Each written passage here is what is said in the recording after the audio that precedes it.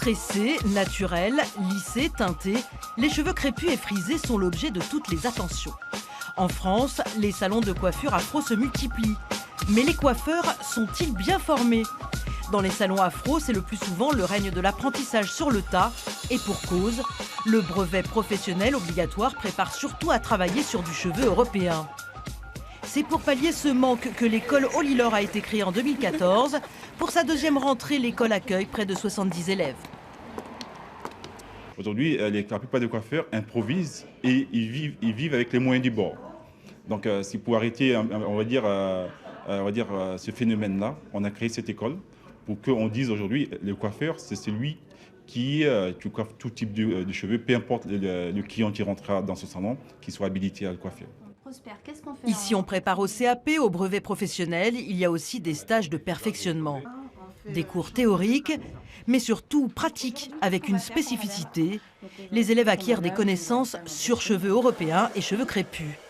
Cette double compétence, Jessica Louisus, professeure, aurait aimé la voir quand elle a passé son diplôme aux Antilles. J'ai passé mon CAP à l'époque, je l'ai passé sur cheveux européens car je n'avais pas la formation adéquate. Donc heureusement que Francis Olilo il est venu pour combler ce manque pour tous ces élèves qui voudraient, ces futurs coiffeurs qui voudraient un jour exercer leur métier correctement.